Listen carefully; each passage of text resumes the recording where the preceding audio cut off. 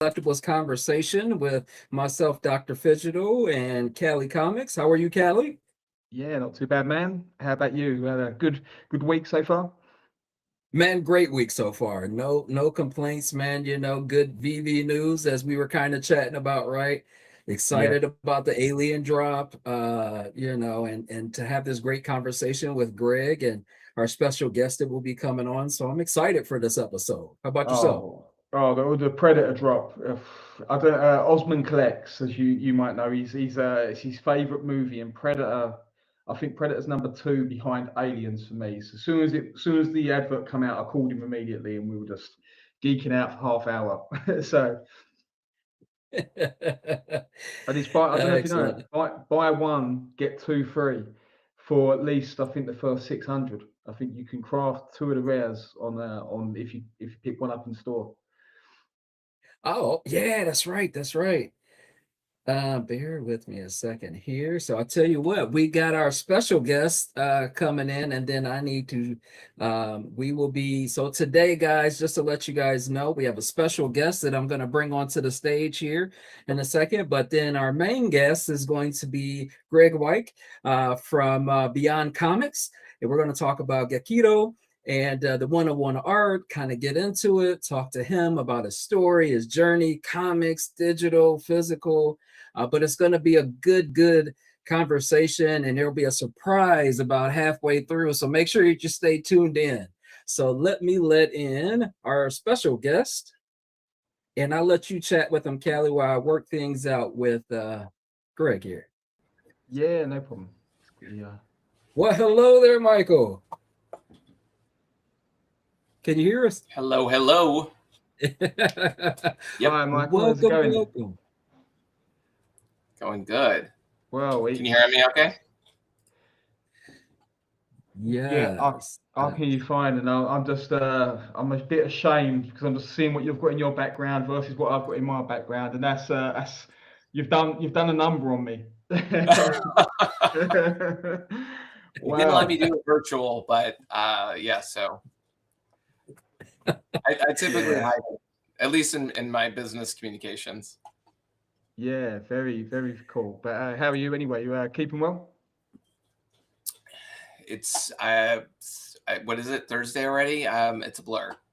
Yeah, yeah, I know that. I think me and Dr. Fidget will know that feeling too. It's this is my obviously I'm in the UK, so it's quite late here, but this is my reprieve. This is me. Kids are in bed, work laptops aside. So yeah, this is downtime. Yep. Where in the UK? Whereabouts? So I'm in a little village or a little town called Bury St Edmunds. So it's not too far from Cambridge. Okay. Okay. So I have family in East Midlands, Nottinghamshire, oh and okay, then our development team, we built out a development hub in Galway, Ireland. yeah. Oh, okay, excellent. And I Wow. love that Nottinghamshire. I love the way the Americans use the shires. Oh, It's I should use it a bit more. I'll be again one of the things with having it as California comics. My Americanisms. I use like my spellings converted to the way Americans spell, and I'm starting to convert a little bit as well. yep. We'll get you there. Yeah. So, Michael, while we're waiting for Greg to join, he's having just a little bit of difficulty joining. While we're waiting on him to join, would you mind kind of letting the people know a little bit about yourself and your collecting journey? Because you are a huge collector on VeVe and you have tons of one-on-ones. So, would you mind just kind of sharing with them a little bit of information about yourself? Yeah, I would say, well, I mean, I don't even really know how it happened. I mean, I know how I started in VB, but I don't know how I look back and I'm like, oh, okay, how did I get that many collectibles? But yeah, I think that it's interesting because I'm a member of a few groups, and this is really hobbyist for me. I fell into it, love of art and collectibles just throughout my life, and you know Thundercats and GI Joes and all that Star Wars and everything growing up. And my daughter really got into an artist by the name of Simona Legno, the Tokidoki franchise, if you're familiar with it. And I followed him on Instagram, and when Dragon Girl dropped on the VeVe platform, he had posted an advert on it, and I was like, oh, this is cool. I bet my daughter would really, nerd out on this. And so I clicked through and signed up for VeVe, and didn't even have a clue what that whole fast press as fast as you can, and it was such, the drop mechanics were so crazy back then. And I ended up getting like a common or rare or something, and ultimately, bought a few more, and then it just spiraled. I was, oh, this is cool. Oh, Batman. Oh, cool. And I just started, investing a little bit of time and obviously some money into the platform. And I've never got into the 1, 2, 3, 4, the the 1, 2s and things, but I got into when the first few 1-of-1s dropped, I was like, oh, this is super cool. I mean, the scarcity and the of what they look like and whatnot. Uh-oh. Did we lose Michael? Yeah. Yeah, no, that's fine. It's very, very cool, and it's. I think I remember first hearing you speak on a VeVe Vantage. I would say it's a couple of years ago, maybe.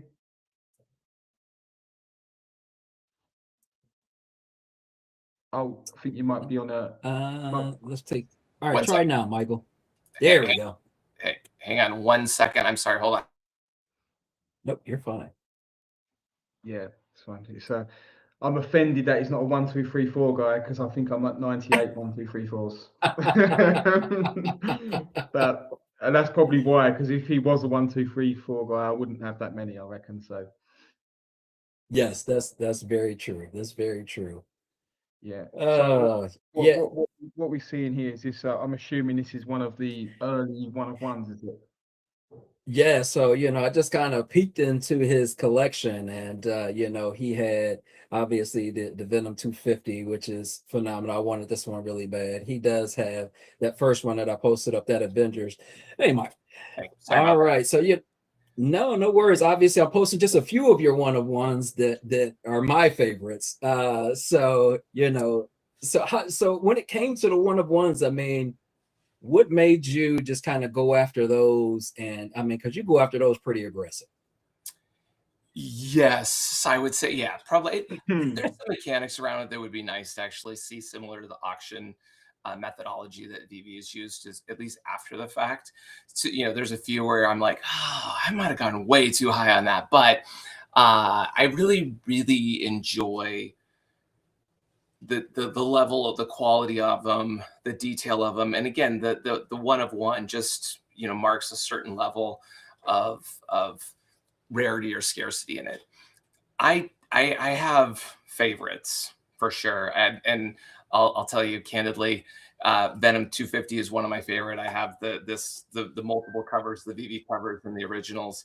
Venomized #1, Scotty is like I is probably my top 2 favorites in there that I've had before. There's a few I've missed out on.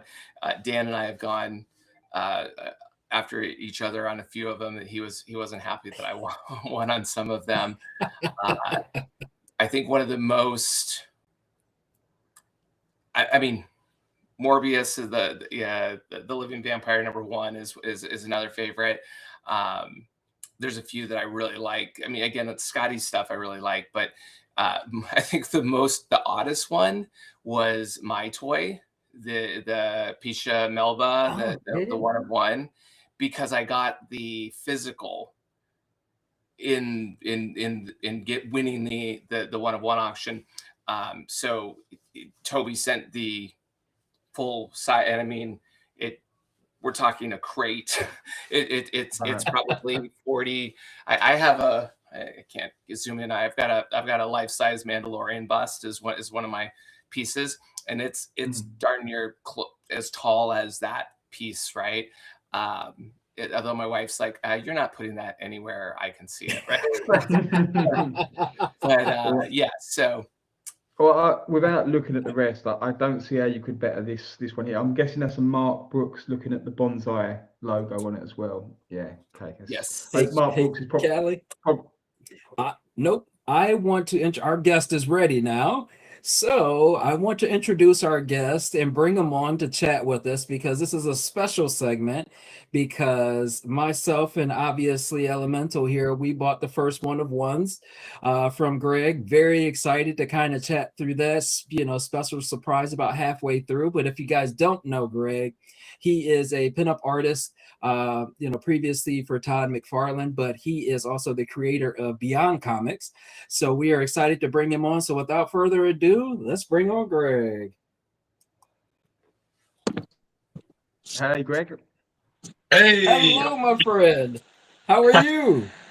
All right. Hey, what's up, guys? It's so nice to see you both. Hey, everybody. Yeah, hi. Yeah. So how has your day been? Oh, well, honestly,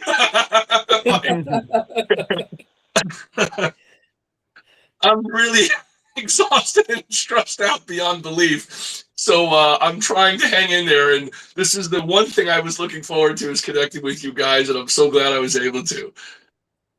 Yes, and we are so excited to have you on. And, it's always a special time when, we can get on, the mind behind the creation, right? And kind of get a chance to pick your brain, talk about the art, but then also have on two collectors that picked up your one-on-one art. Thank We you. appreciate it. And, we're excited to just kind of chat with you about it. So if you wouldn't mind, for the crowd that may not know you, could you kind of give them a little bit of background about yourself and then also Beyond Comics and how you started that? Absolutely. And by the way, is my camera right? I have it the long way. Should I have it widescreen instead? If you could, it's either or. You look great. You're right in the middle, so you look great either way, Greg. Okay, because I don't see how it looks to the audience, so I didn't know am I like crunched in or screwed, because you guys look long. Yeah, we're long. So if you could do long, that's great. But if you can't, we can stick with what you're doing. Get ready. Hold on. This is going to make people a little dizzy, so please forgive me in advance here. Let's see. Give me 1 second. I have to rotate stuff here around, as it were. I always hate changing the camera angles, because if I'm doing my work calls, sometimes I've got shorts on, and you wouldn't know it by looking at my top half. So I will not confirm nor deny that statement.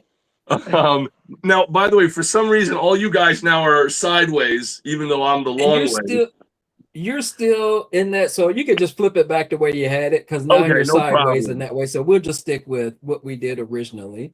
No worries. We appreciate you trying to pivot for us. Of course. Let me pop that in right now. Okay, I shall reset it up. Yeah, I guess it automatically does its own thing or something like that. Let me see how that looks. I think it's stable there. Back. Yeah, we're back. So I guess you wanted me to tell the audience, for those who are new, what I do and stuff like that. Yes. Absolutely.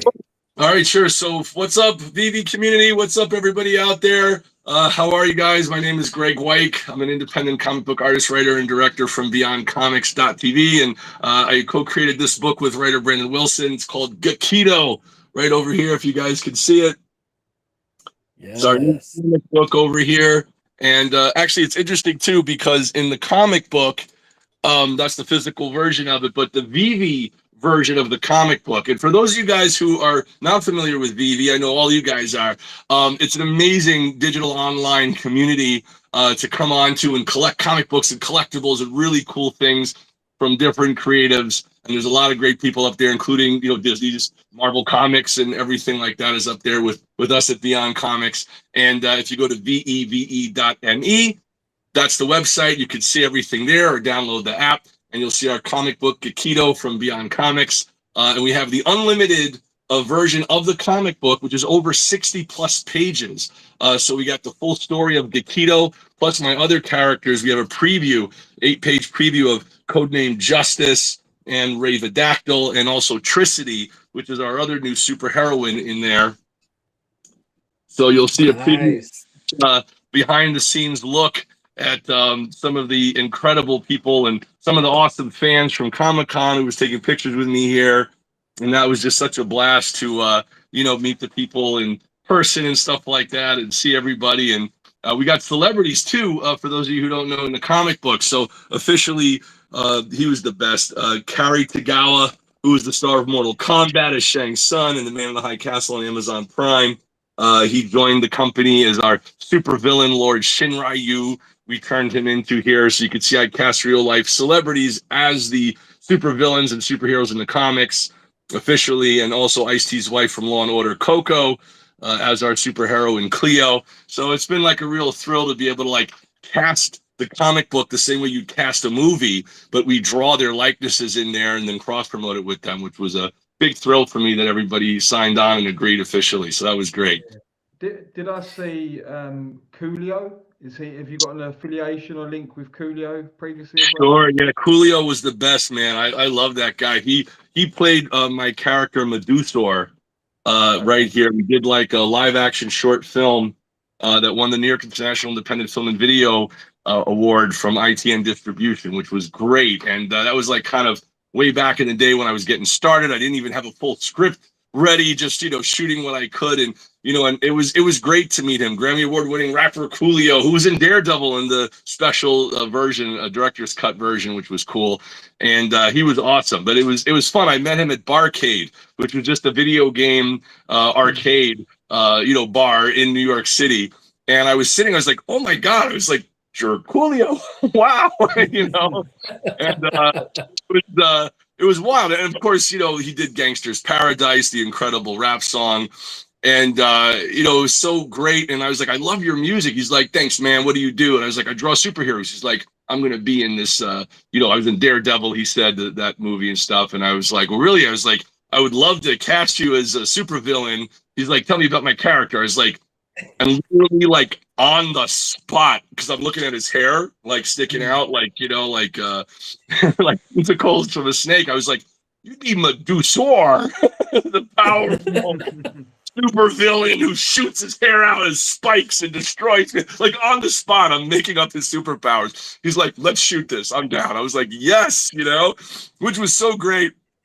And then I remember like, we signed everything. We did it up, which was so good. And then I remember like I got like a scary phone call, like maybe a week after we shot everything, right? And this is like kind of back when I was starting out and stuff like that, and he was like, hey man, he's like, just want to make sure you're going to do right by me, right? I was like, oh yes, no, yes, I am going to do right by you. Like, okay, just confirm it. That's the nice version of the story. Okay, that's what I say like that, But I was terrified. I was like, oh my God. Because I guess, celebrities have had people, use them or do things that were, not right. So like, he had just met me, so he didn't know me long enough to know that I would do right by him. And we even made, with Brian Klaus, an amazing sculptor, an action figure prototype, which, was really cool of the character. That was fun. So we ended up not releasing that at the time, but we did release other action figures later by TB League Fison, who did the Stan Lee 12-inch 1/6 scale action figure. And that was an amazing dream come true. So we did one of Adrienne Curry, Whenever America's Next Top Model, as Tricity. And then we did one of Coco, Ice-T's wife from Law and Order, as Cleo. That's the actual action figure. Okay. Do you still have the prototype of Coolio as an action figure? What'd you say? Do you still have the prototype of Coolio as an action I figure? do. Yeah, I still have that. So maybe one day, you never know, if we end up doing more figures and stuff, which would be great. But that would look good on your shelf, Michael. That would look very good on your shelf. I'm just saying. Just saying. Put it out there. That's right. And this one, by the way, these action figures, if you look closely, it's seamless synthetic skin, no joints visible at all. Oh wow. Okay. Yes. And I cannot confirm nor deny if it's anatomically correct. But here's the action figure. And 28 points of articulation too is a lot of stuff. So that's sold out worldwide. I was so excited. Both figures did. And actually, it's a funny story. Do you want to hear the story behind the action figures? Yeah, absolutely.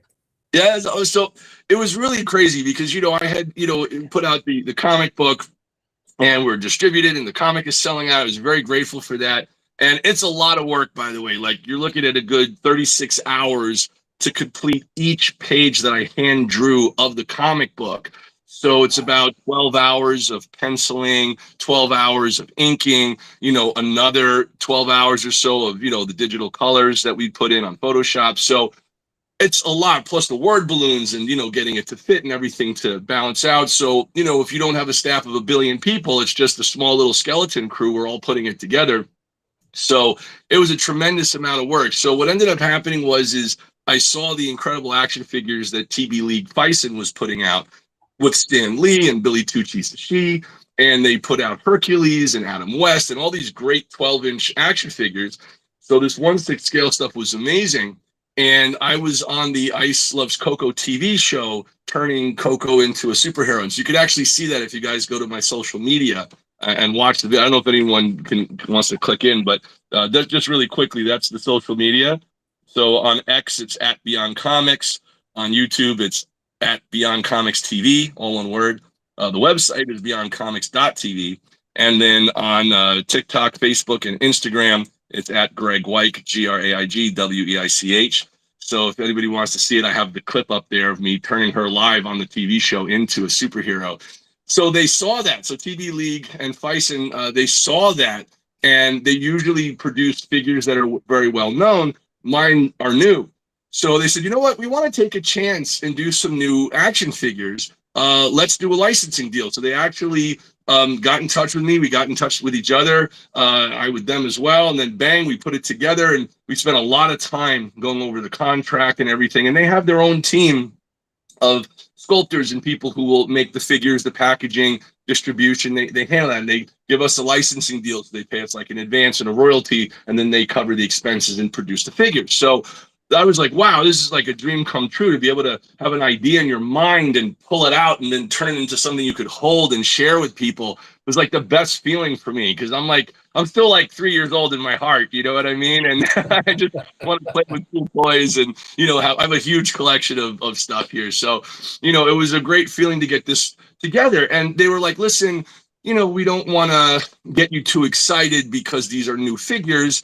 So maybe we'll do like $20,000 in retail sales, if that, these are new, nobody knows these figures yet, they're brand new. So, keep your expectations low. And I said, I used to work in the toy industry, because I got my start drawing for Todd McFarlane, an Image comic, Spawn issue number 30, back in the day as a double-page pinup artist, which was a great thrill back then. I was like just a teenager.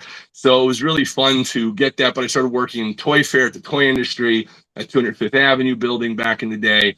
And I understand the psychology of the consumer internationally and what they look for. And the things that I look for as a fan, I just happen to be able to create them also, which I'm grateful for.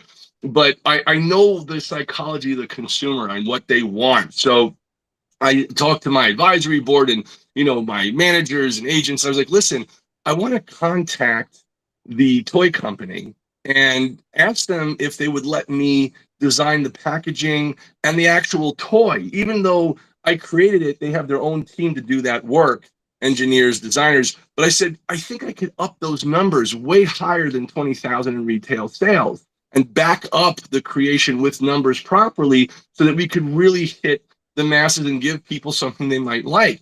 So they were like, don't F up the deal, Graig. Just leave it alone. Don't contact them, for God's sakes. Leave it alone.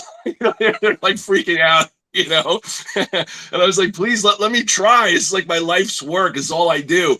So they very reluctantly, understood, and they trust me. So I contacted the company overseas, and I was like, hey guys, I know you have your own team of, artists and sculptors and packaging people, and I really appreciate what you're doing. Is there any way you'd consider letting me do the packaging for the box art? And also I have some ideas for how we could up the sales and maybe design the figure from scratch, and I'll do it here and then send it to you, and then you guys can do the sculpt based on my designs and blueprints.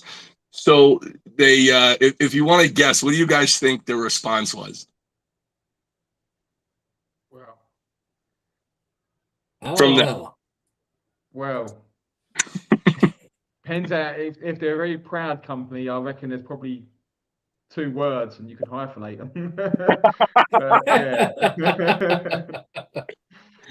Yeah. Right. So what they ended up saying is they responded and they said, "Dear Mr. Weich, this is the most highly unusual request we've ever received from a licensor. However, we're interested and intrigued by what you have in mind. Tell us. So I was like, oh, okay, they're open to it. So cool. So I said, let's make seamless synthetic skin with 28 points of articulation in the titanium steel skeletal structure and make the mask removable and the outfit removable. And let's put weighted kind of implements into the bottom of the female superheroine's shoes so they could stand on their own without like a kickstand to hold them up. Like a Barbie figure just has very limited articulation, you know, the shoulders and the neck and the head. So I said, let's get a spine in there. Let's really make it incredible and have it stand on its own and everything like that. You know, and I said, and here are some of the designs that I want to do. And I'm sending them blueprints and I'm going bonkers on this stuff, spending weeks designing stuff. You know, and they looked at it and I said, also, let's package a limited edition alternate version of this comic book with the figure. So the only way you can get that specific, very rare limited version would be if you get the figure. And if you want, you know, the figure, you have to get the comic in there so it kind of cross promotes itself. And then, you know, I said, and let me try to see if I can get permission from Coco to use her likeness as the figure as well. If not, we'll do a comic version. Otherwise, we'll get Coco. So I remember they emailed back and they're like, okay, let's do it. I was like, oh my God, like just 100%, let's do it. You know, I was like, fantastic. So I spent the next couple of years with them doing tooling and prototyping and stuff. So a lot of people don't realize that a lot of toys, collectibles, comics that are literally going to come out in 2029, you know, like a few years from now, like literally 3 years or more from now, are being worked on now for a future release date. So I was working so hard on this stuff, and I would like send corrections. I'd send it to them. They would like make a sculpt, then they'd send it back to me. Then I would digitally fix it in Photoshop, trying to correct proportions and facial features and likenesses. And I called Coco up and she's like, hey, I was like, listen, we're doing action figures. We're making my figure. Do you want it to look like you? She's like, it better look like me. I was like, you got it. So she was totally down, and she's awesome because she bypassed like all the different, you know, people you normally have to go through. So her just putting the stamp on it, we're doing it, just knocks out all the kind of blocks or obstacles. So I really, really am grateful to Coco.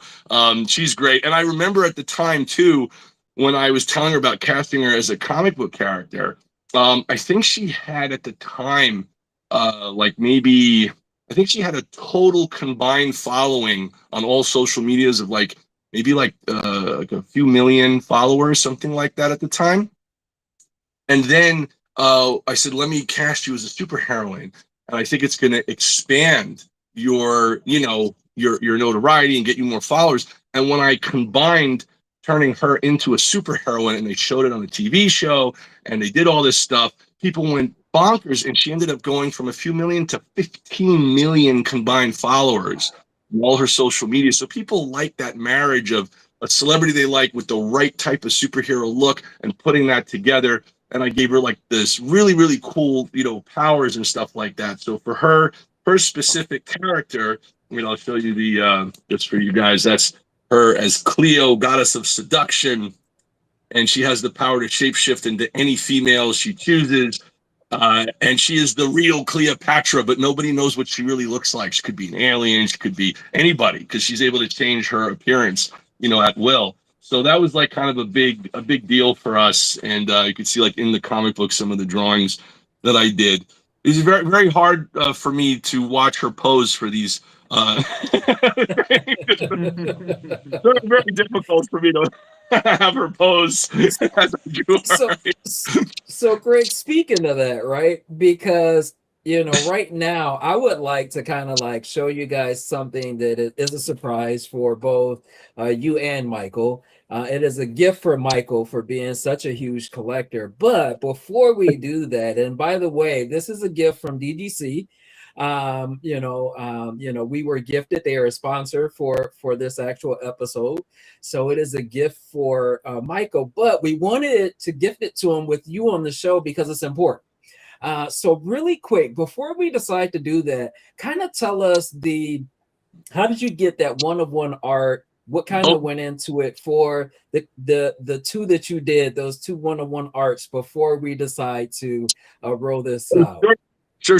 And also, just to conclude the previous story quickly. So when we did those changes and they released the action figures, we found out that it did not do 20,000 in retail sales. It did almost $500,000 in retail sales in 5 days, which was like a dream come true. So it worked. All those little extra things. And Charlemagne Prime, who does all the toy reviews, did a review of our figures too, and gave it like a 10 out of 10 kind of thing that he did. And it was great. So now that, of course, takes me to VeVe and doing one-of-ones and collectible. So like the comic book on VeVe. And please, guys, if you're out there, download the comic. It's only $5 on VeVe, $5.99 on VeVe, the unlimited version, to read the story of the characters. We worked hard on it. I hope you guys will enjoy it. And we have a whole new thing coming. But the one-of-ones, thanks to David V. Oh my God, David Yu, excuse me, on VeVe, David Yu and Dan and Zoe and Charlie and just everybody out there, the whole team, Josh, Corey, everyone on VeVe been so supportive, which is great. And I said, hey guys, maybe we could do some exclusives. So we had the secret rare of the comic and 5 special editions, and if people got all 5 comic covers, we then airdropped them a 6th exclusive cover, which was like, I think going for, I think last I looked, it was like $400 on the open market or something like that. It was amazing. So it's trading at a high value. There's only like one I think there. So that was great. I said, maybe we, could do some actual artwork, like take my real, hand-drawn art. Some of them I did, on traditional paper. Some I drew in the tablet. And then maybe we could turn it into exclusive one-of-one collectibles. And then we did the first drop with Icy's wife Coco as Cleo, and we dropped that one. And again, thank you so much for supporting. Really, thank you guys. It means a lot, and it gives me a reason to keep creating and trying to make cool stuff for you guys. And then we did the second one, and thanks again for supporting and getting it, which was just a thrill. And then after we did those 2 drops and they sold out, just boom, boom, like this, I was like, you know what? We should do like a limited edition collector's series of one-of-ones, very exclusive. So I had a big conversation with VeVe about it, and I cannot say official. I mean, I might have information, but I cannot officially announce yet anything. But trust me, stuff is coming, which I'm excited about and working very hard on. And it's cool too, because for those of you guys who haven't collected one-of-ones, it's like taking our traditional piece of artwork, and that artwork is on our real Beyond Comics Bristol board that we draw on, that I did my own art on, and then we turn it into a 3-dimensional rotating kind of, piece of art. It's a real digital collectible, and there's like a smart contract built in. It's something that is like having a real asset that's tradable, to my understanding, right? If I'm explaining it right. So it's great. It's really great. A lot of people, oh, why don't I just take a screenshot? Or it's not a screenshot. It actually has like an embedded code in the art. So it's like having a stock kind of, you know what I mean? Not exactly, but it's that kind of thing. You could trade it on the aftermarket and, sell, eventually cash out at USD, to my understanding. So it's a real kind of valuable thing to hold on to for those who might be interested to buy or trade later, possibly. So all of that makes it really fun. So I've been working very hard the last few months, and still am, on doing this limited edition collector series. So hopefully, maybe like, possibly 3 times or so during the year, maybe you'll see something coming, we can announce soon. Okay, fair enough. We like alpha on here. So what I would like to do is, Daniel, can you kind of explain to Graig, because I know this is probably going to be new for you, Graig, because we decided to grade that piece, and it is graded and slabbed. So I'm going to turn it over to Daniel to kind of talk through what DGC does, and they do awesome work, just FYI, huge fan, hence the reason. But I am also going to show you what this looks like, steel version, and then another version as well. Oh, cool.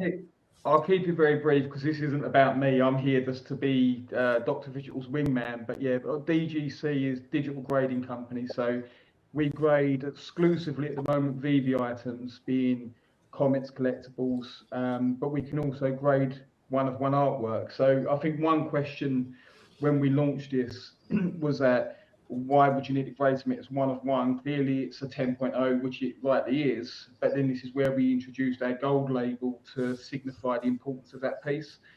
So something that we can do that I think some collectors probably quite enjoy is that we can take like your artwork, Greg, which is obviously the centerpiece there, and then build a slab frame and showcase it slightly in a different version, which then the owner can use and put on their socials and enjoy in any way they want. So this one here is your one, Michael, That's isn't it? so cool.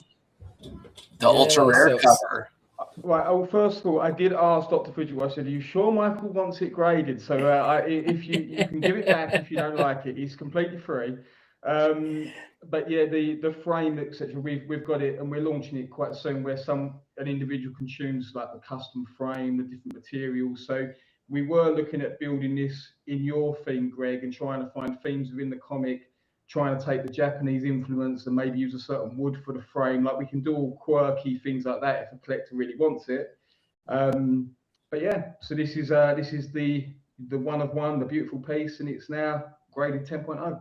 Oh, that's awesome. That is so cool. Wow. So congratulations to Michael for this great piece that you picked up, Greg, for creating it. So we wanted to have you both on because we appreciate you both, Michael as a huge collector, Greg as such a great creator of this beautiful art. But Michael, is there anything you want to say? I know this is the first time you're seeing it, so Do you want me to leave, Michael? No, it's super cool. I mean, candidly, it was my favorite cover. Well, let me revise that. It was my favorite cover until I got the special edition, the secret rare edition of it, which is now my favorite. But I like both of them, and I do have 2 copies of the secret rare. As you hit. Cool. Wow. Thank you, Michael. Wow. So, and in addition to that, just to let you know as well, Greg, we do have, like I said, we're both collectors of your one-of-one arts, right? So we can't have one without the other, right? So another slab. So both of your one-of-one arts have been slab 10.0 in the hands of true collectors. I mean, I look up to Michael for collecting myself. I cannot be nowhere near a collector level as he is, but I was very excited to have this piece. Oh, that's awesome. Funny story. He's only lucky because I missed the auction. I was traveling. I missed it. I didn't even get it put in an auction on it. And I was gonna grab it because then I'm like, oh, 101, boat 1 and 2, I'm solid. And then I realized Saturday morning after I got back, I got back really late on Friday, and I was like, oh no. But it went to a great person, so I'm happy. Oh, that's awesome. Wow. Look at that. That looks Look great. at that. That's so cool. So how do they do that? Do they take the original digital file that you guys won and then convert it into this secondary kind of exclusive version, so to speak?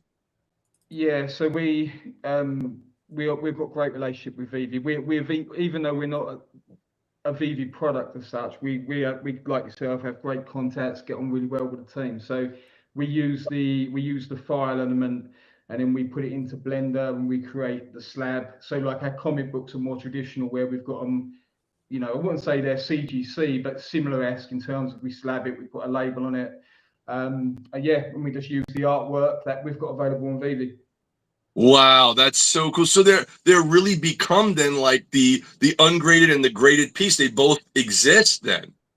Yeah, and obviously with the collect chain coming up with VeVe, it gives us the ability to be able to mint these on the collect chain, with the future prospect being that they will nest and pair with the originating NFT.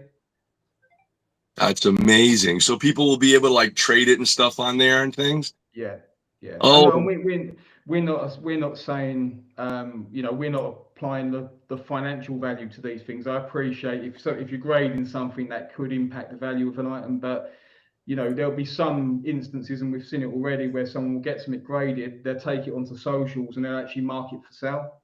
So Wow. whether that's influencing the price they sell it for, we did it with Comics and Crypto. Sean hit the 1 of 1 stamp.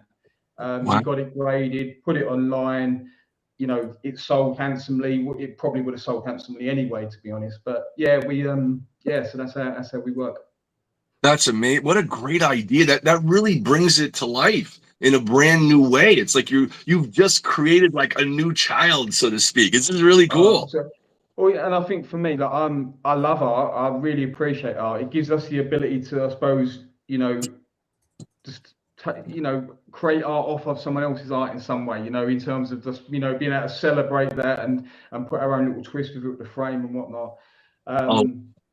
Yeah, it's very cool. Like, obviously, not everyone's going to like it. There's some people that detest it, but I think they detest probably Why would grading. go?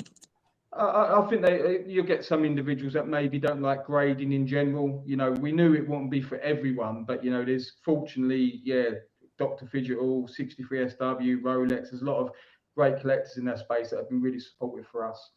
That's so cool. Yeah. Can you do that also with like the Secret Rare comic or the Unlimited comic or things like that as well? Yeah, we can certainly do that. I did for a period own the last mint of Aikido 1. But unfortunately I got persuaded by a good friend of ours, Charlie Fisher, who's a special mint collector, who traded it with me. But I was going to grade that selfishly, being the last mint. But yeah, we can grade the comics as well. Oh, that's cool. What's up, Charlie? I remember I met him at the VeVe event. He was really cool. I think he's tuning in as well. As soon as he knew Michael was on, he was like, "I'm here." So what's up, Keith? And shout out to Randy Shadows, by the way. He's been so great and supportive. Yes. So everybody's been really cool. Like, you know, and Raven 100, she's great. You know, everybody's been really cool. And get to the comics. You know, that was what a great community, man. Oh man, like I can't tell you how lonely it is being a writer and an artist, sitting alone at a desk for 17 hours a day sometimes, you know, isolated, just, you know, in your own thoughts, trying to push out the negative thoughts and be positive and create good stuff, you know, and really work hard on it. But, you know, it's isolating. So to be able to meet such a wonderful community at the VeVe party was so great. That was really fun in New York. Yeah. Well, I've got for yourself, Michael, actually. So with the 1 of 1, when you hear the references to, I don't know, they might have like a 10,000 comic book run, and then the publication year, some people might deem that as the 1 of 1. Like, what's your take on that? Do you view a particular mint as a potential 1 of 1, or do you think it has to be a 1 of 1 artwork, for example? I've probably biased since I have 20 1-of-1s APs. I think that the designation of the AP in it is really the significance of the fact that it is a 1 of 1 truly.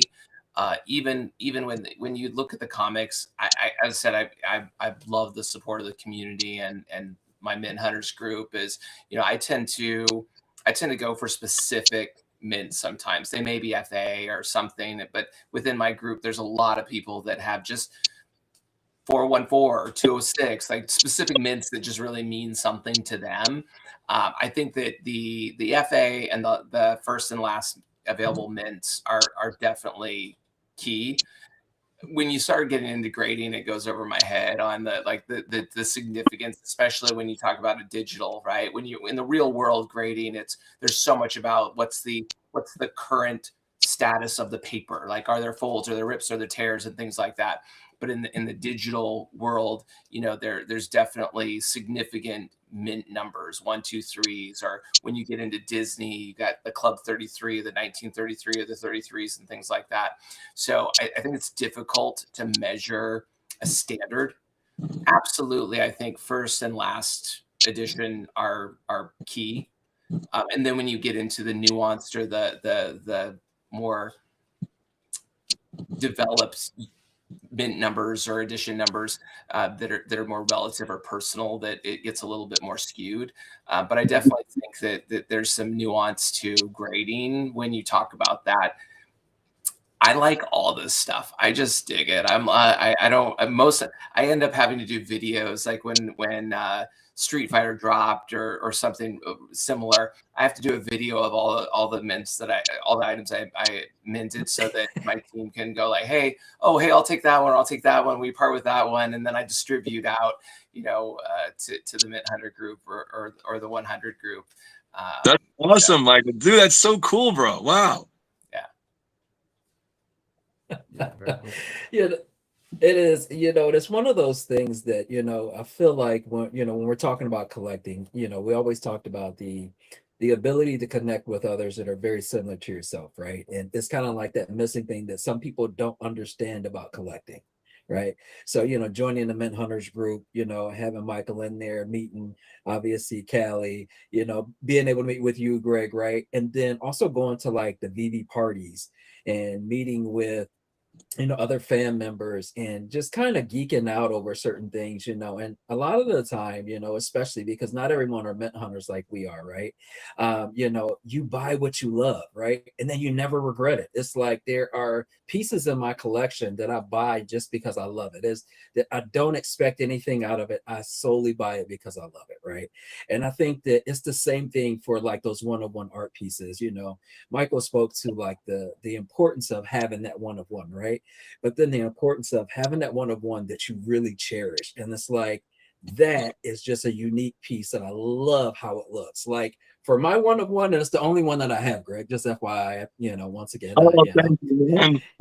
we tend to lose out to Michael. I'm just going to tell you, most of us lose out to Michael. So while he was traveling, I really appreciated that. So I owe the airlines a favor. But it's one of those things. Like for me, that piece, when I got it, I was super excited. So I did go for the first one, right? And I missed out by a hair. And I was able to get the second one, and it was like, for me, not only was I excited because I won the one-of-one, but I won a piece of art that I love the look of. So I'm a huge, so if you know anything about me as a kid, there were two things that I loved, and it was playing guns and motorcycles. So those are the two things that stuck with me, playing guns, motorcycles, and ninjas. That was my deal. So to be able to have that one-of-one art, and then as soon as I got it, no lie, I reached out to Callie and I said, hey, by the way, I need to get this graded. Wow. Because I just, I wanted that visual interpretation of such a great art piece. And for us as collectors, it's just great to be able to share it with each other and share along, these journeys, because a lot of us, like I myself, I was I collected when I was younger, but like when my wife introduced me to VeVe, I remember like it was yesterday in the hallway, she pulled up Captain America and put him in the hallway. And I'm like, are you serious? What's the first one? DeLorean. I'm a DeLorean, so my first collectible was the DeLorean. But after that, so my wife faded out, and here I am, and I'm out here mint hunting and just buying all these it's so much fun. But for my wife, I think when it really clicked in is when we went to New York Comic-Con, and when I went to Vegas, and she's seen how warm and welcoming everyone was. To be able to be a part of a community that truly is a family, it's in a league of its own. The collectibles are great. I love having those things, but my VeVe logo is my favorite collectible, and not because of what it is, it's what it gives me access to, and that's to the VeVe family. Yeah, it's so true too. Like, it's very rare that you meet a supportive group, people who are actually trying to be like legitimately and authentically feel enthusiasm for each other, And I wish that there were more people vocal online being supportive in the comic book printed, like the physical community as well. There are some, and I love those guys, but we need them to speak out more. There's so much negativity going on in the world now, and so much hate and so much cyberbullying, and they almost kind of get an identity by trying to tear things apart. So if I see somebody start to criticize a comic book artist or writer, they don't understand that was probably years of their life that they put their heart and soul into that work. So my thinking is, if you don't like it, don't make fun of it or put it down like a bully would. Give a critique. Hey, I would have rather seen this. Maybe next time you can make it better. Be positive in how you critique it. Give them pointers of what you didn't like, why you didn't like it, and how to make it better. That, listen, when I started out, I was so young and naive. I made mistakes and screwed up things and didn't know what I was doing. I was just trying to put things out and see how things were going 20 years ago. But, you know, as you grow up, and you learn and you get experience, you start to understand life differently, the way you think. You start to see that we're all kind of brothers and sisters of Earth. You know, we're all just human beings trying to do something hopefully nice. And that's kind of the motif of my creation. I've created a whole universe, the Beyond Comics universe, I call it. And of my characters and everybody that I've been working on, you know, I really want to try to take what I'm seeing with the world being torn apart, extreme left, extreme right, hate, fight, can't agree, walking out on each other. Let's try to cut through all of that nonsense and bring people back together again through the shared enjoyment of creating new superhero characters and the real storylines that I'm implementing. What I'm writing is very different for the other characters. And I see like people are struggling a lot with like mental health issues, depression, injury, stress.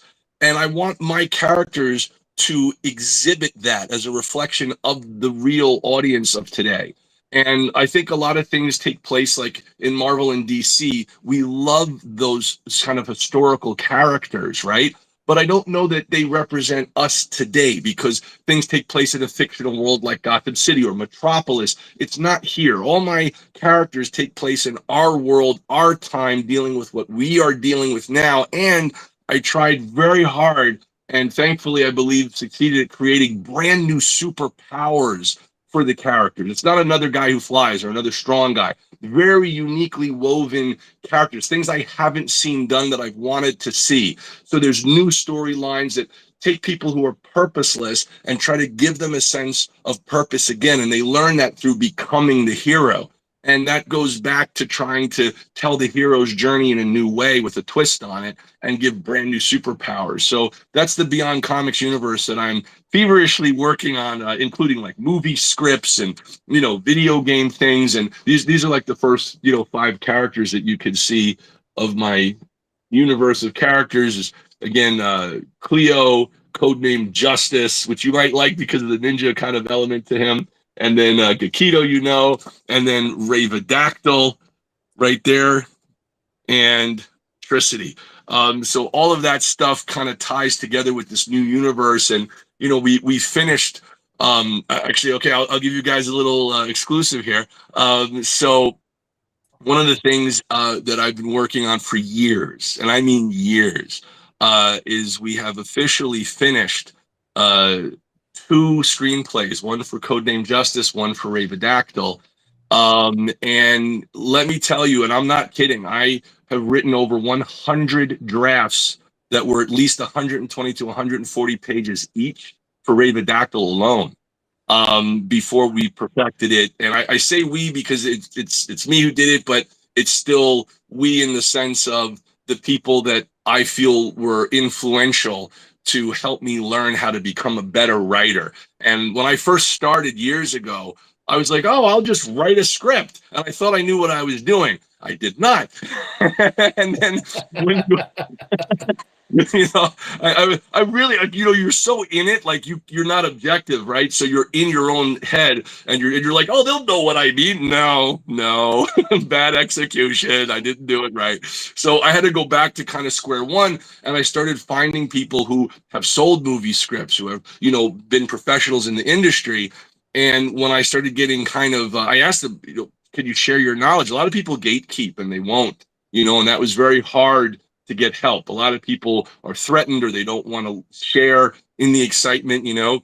And I remember like even trying to get connected to VeVe, there were people that I had met years before who, you know, were like, yeah, we'll introduce you or whatever, but oh, no, they're not interested or something. And I was like, oh, and I was like, you know, something doesn't seem like honest about what they said. So when I finally kind of submitted myself, And they were like, yes, we're interested. Let's sign a deal. I was like, oh my God, you know? So I was kind of hurt that the people that I had trusted to make an intro kind of were saying that it didn't, when really it was. And they were kind of potentially, I learned, maybe gatekeeping or not wanting what they felt was competition. But there is no competition. There's a lot of room here for all of us. So, you know, I just want to like kind of build up people and kind of create positivity through the art. And my characters in the storylines go through very dark phases to get to the light. And I think that's real life. You know, that's real life. Loss, struggle, injuries, pain, suffering.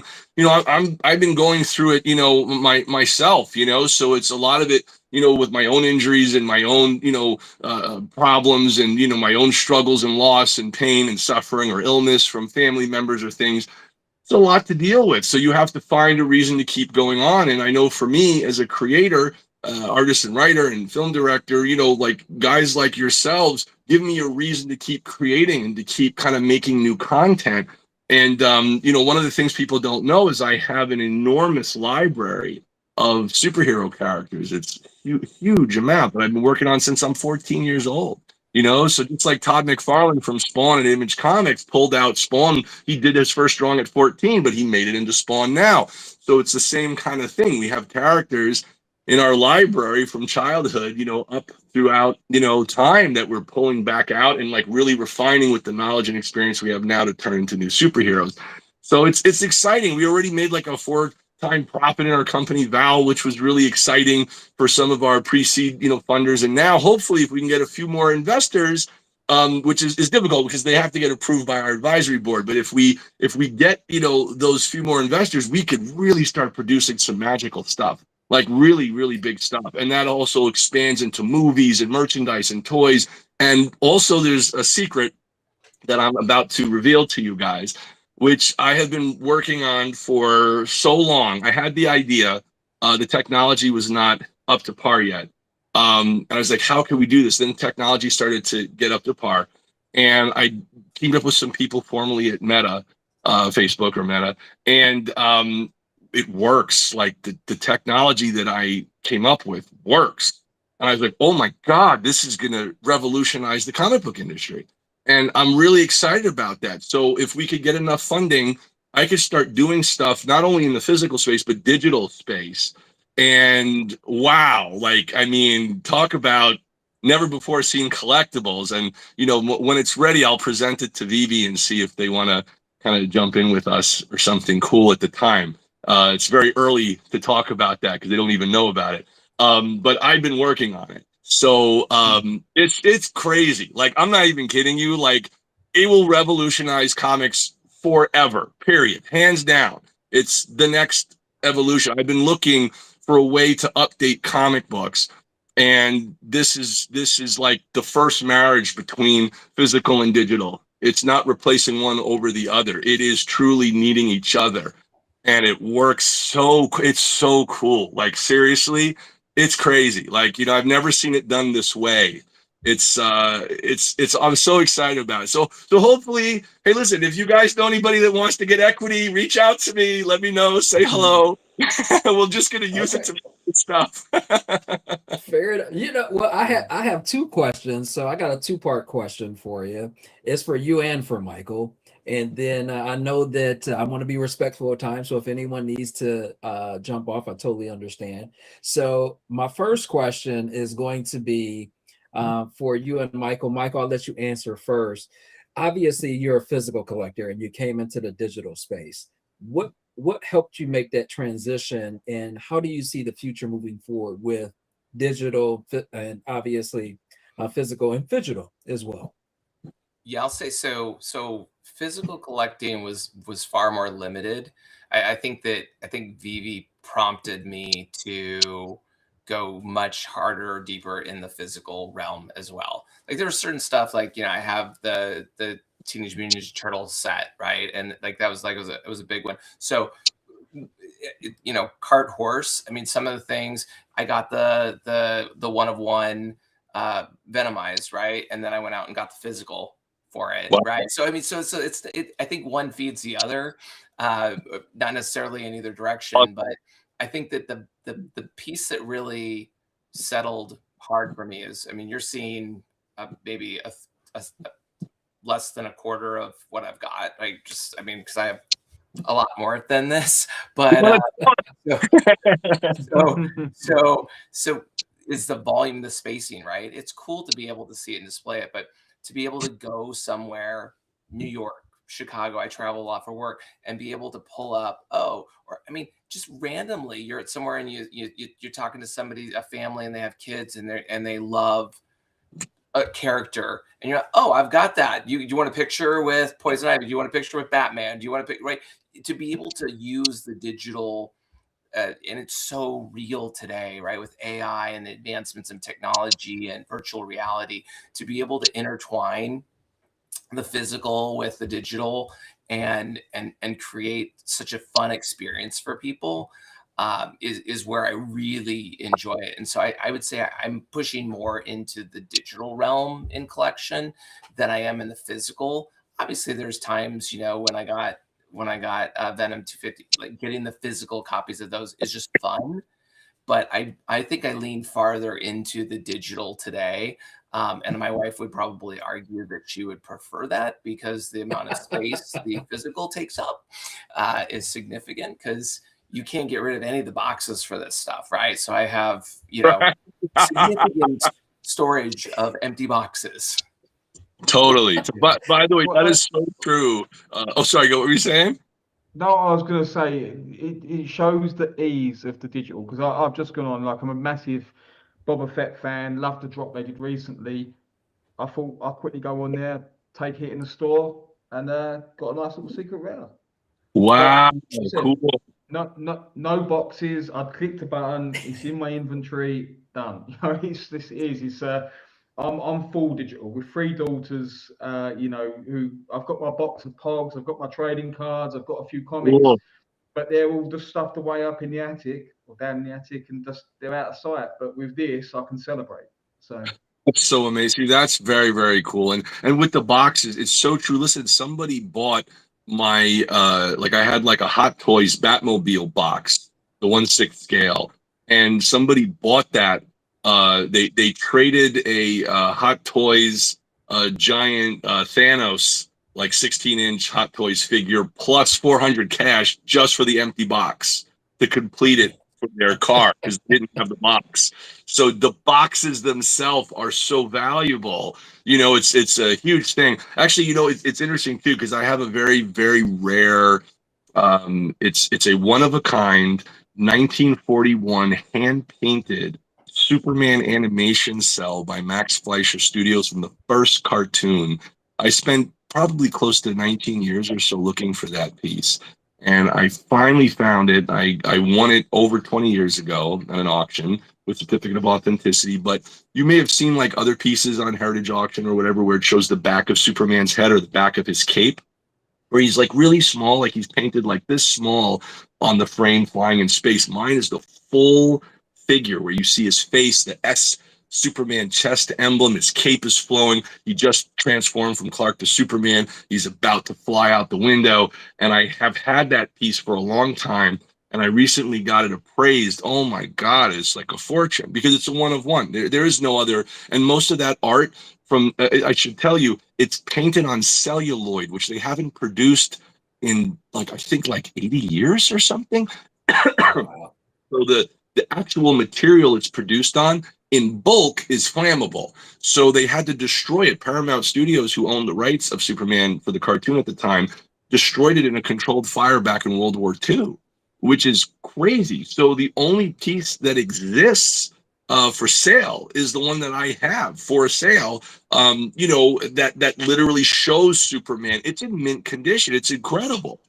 So the artist themselves took it, and that's how I got it. It was found that one of the people who worked for Max Fleischer Studio has the little hole punches and the signatures and all those little things. So it was authenticated. Then I got this great appraisal from this world-renowned appraiser who was like in, Antique Roadshow, and he did the Beatles memorabilia and Snoopy and Charlie Brown.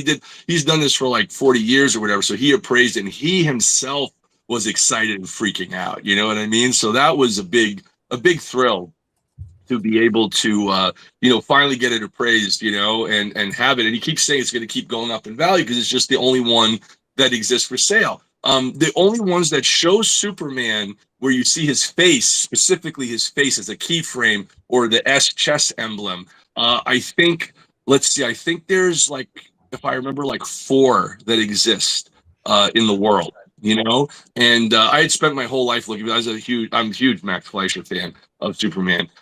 So I got 3 of those pieces over the span of 35, 40 years.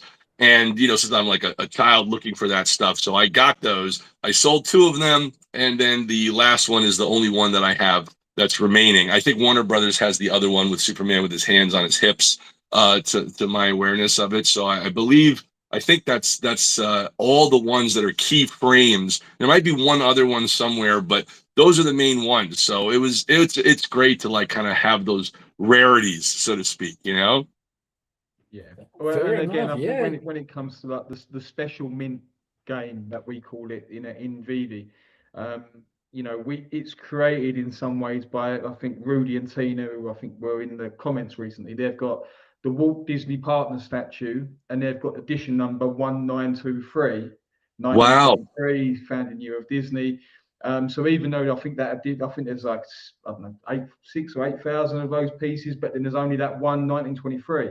Same with Luke Skywalker's lightsaber, the 1977 mint, owned by Sean and Spencer at Comics and Crypto. You know, that piece is priceless. So it's good how you can, and like Michael said earlier, the mint number can become quite subjective. You know, you'll get people that might collect palindromes or binaries, angel numbers, but there's some additions that you could say are probably more prestigious, and they become artifacts. Yeah, it's so true. And it's such a nice kind of feeling to be able to have these little rare collectible pieces and things like this, you know. And it's something that, like, with this art, like, that I would like to hold on to, but at the same time, if there was like a private buyer or somebody who wanted it, to be able to give it and share that same feeling I had, and then use the funding to produce more work and more content, I thought that might make sense too, you know. Yeah, 100%. Yeah. What are So your Greg, favorite? Oh, go ahead. I'm gonna put you on the spot really quick. I'm gonna be like Coolio. I'm gonna put you on the spot. All right. So, so since Michael left, but if you were to, if you were to make a superhero based on the 3 of us, what would those superheroes be? Yeah, I want to know. You know, what comes to mind would be, I would call it the collector community, and that's what I would do it. I'd have you guys as the 3 main collector community people that jump in there. That's the first thing that comes to mind. I need to get to I'm the just gym saying, and get some of these gun shows up again, and that'd be my shtick. Give me a few months, right? Yeah. Maybe you could have and like little portable panels on your shirts, and like it goes through your collection. You know what I mean? As your costume. You know what I'm saying? Yeah, I'll tell you what's I was going to say this, ask Michael on this again. I think what's interesting, you know, the space at the moment, it's undeniable. We are still a small community on VeVe. You know, it had its height, a bit of a pump a few years ago, and I think, you know, the future could be quite telling when we get more new users in. But I think the ability to collect one-of-one pieces now is just, it could be such a rare opportunity, because I think when you know, we could easily be talking 10 times the amount of user base in a few years time, and I think trying to chase those one-of-one pieces, and what I've seen VeVe do recently as well, and you're probably aware of this, Greg and Dr. Fidget, is that they are promoting the one-of-one artwork drop on the app now. Where before it was somewhat hidden behind the scenes, and I think, like Michael realized, you know, if you're away or doing something, you've not got something very obvious in front of your face, but now it's actually directly on the app, and that surely that will just gain more traction, more exposure. Yes, yeah, that makes a lot of sense. And actually, is Michael coming back on, or did he have to go? No, he had to go. Okay, take care, Michael. But yeah, no, like, you know, I'm curious to ask your opinions. I wanted to ask Michael also, but I'm very curious for both of you and what your thoughts are. I had an idea, and I wanted to get your take on it, just as collectors, from your vantage point, your perspective. I wanted to see if there was a way And again, this is just me asking questions because I'm trying to see if there's ways to offer new types of things. And I haven't run this by collectors yet, so I'm curious what your thoughts are. Is there a way, like what we did with the one of one piece, to do something like where we have maybe like a one of 10, right? Like they're all very rare. It's just 10-piece exclusives.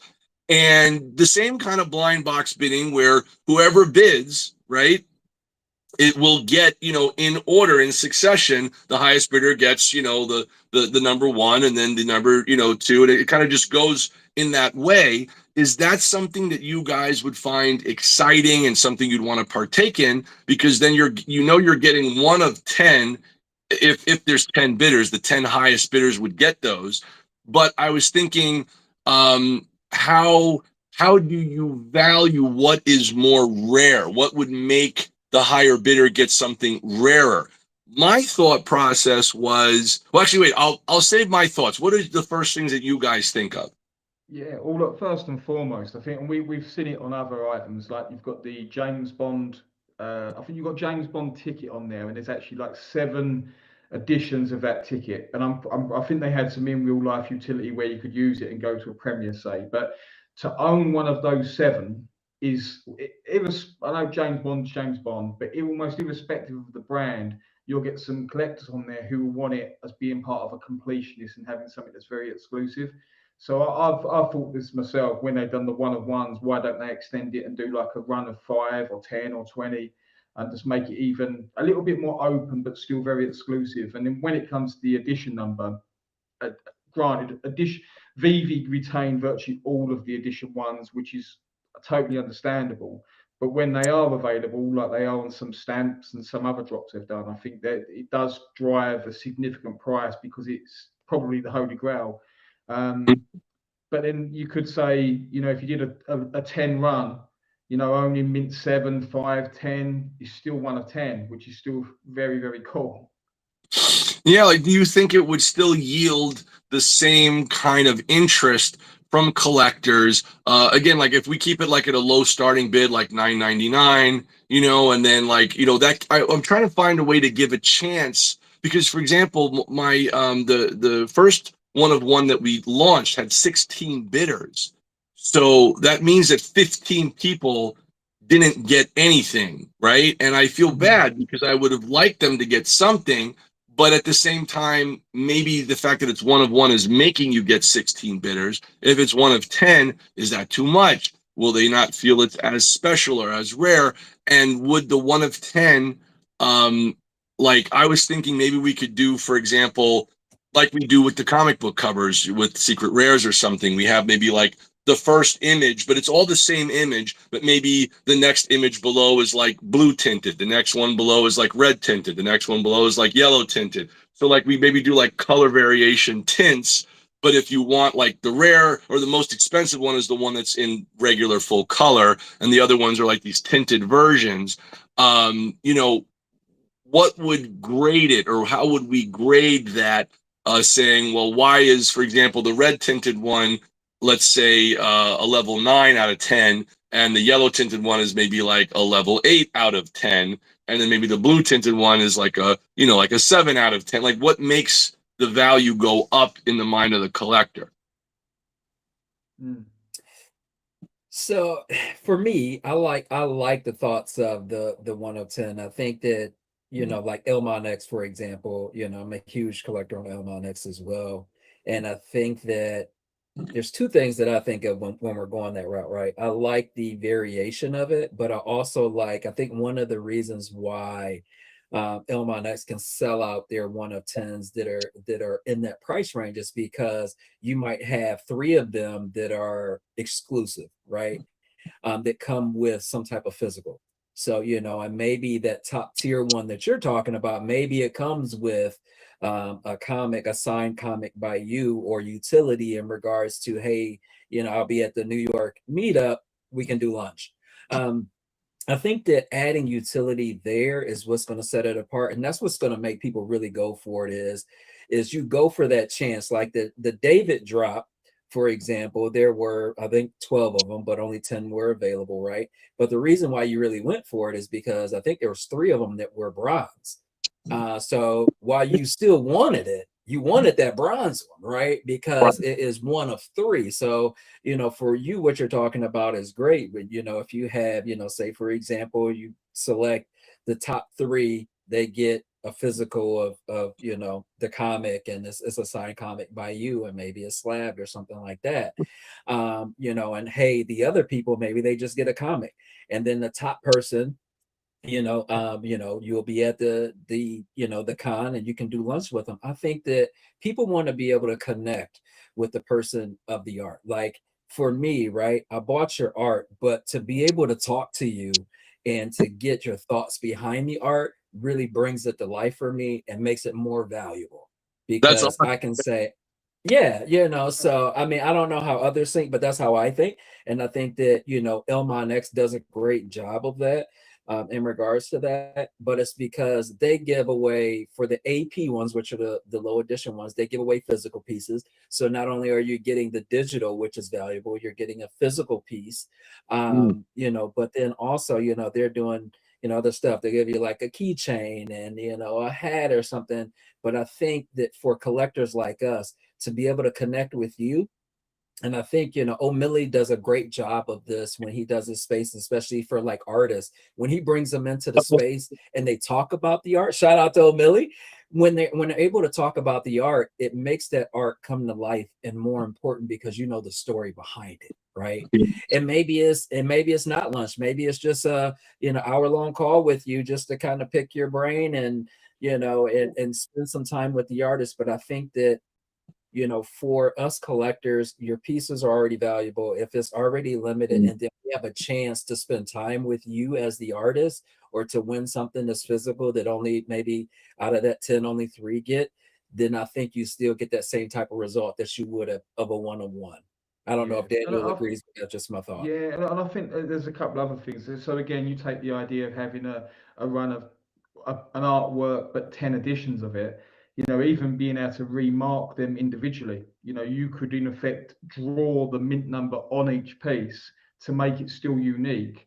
I Uh, know when VeVe do their mint run, they will have the same item minted or like 10 times, but there's ways where they can still be individually have just an individual touch on each of them. And then with the digital, I suppose, interaction side, like I don't know if you've been in the VeVeverse, there's primitive ways where you can go in there and create an experience between an artist or creator and the collector. So you take Dr. Fidgetal's artwork, that could be put in the VeVeverse. The artist or creator can go into that space and actually can scroll or make some sort of indication they've been in there and signed it. You know, I've done it with a couple of people before to try it. There's wow. ways to do that. Is there a video of that on YouTube or something I could check out? I've got I did it. I put an Easter egg. So what we did at California Comics, we opened up the first metaversal comic book store, and I did a trailer, and we had a Mark Brooks showroom, but there was some signatures in there that we did a bit of an Easter egg. I don't think many people have picked it up because it could be a business idea, but I'll do a screenshot and show you what it looks like. Cool. Yeah, send that to me. Are you following on X or on Instagram or? I'm on X. I'll check straight after though. I'll make sure. Oh yeah. On X, it's at Beyond Comics, but make sure it's not the store in Maryland, but mine. I mean, you could follow them too; they're cool. But Yeah. you know, make sure it says my name under it, so you'll know it's mine. Yeah, but I think the great thing with what you're doing, Greg, is that you understand the almost like the crux of the VeVe collector. Like we're probably selfish in some ways or quite demanding, but being able to have, you know, you buy a comic, you know, great.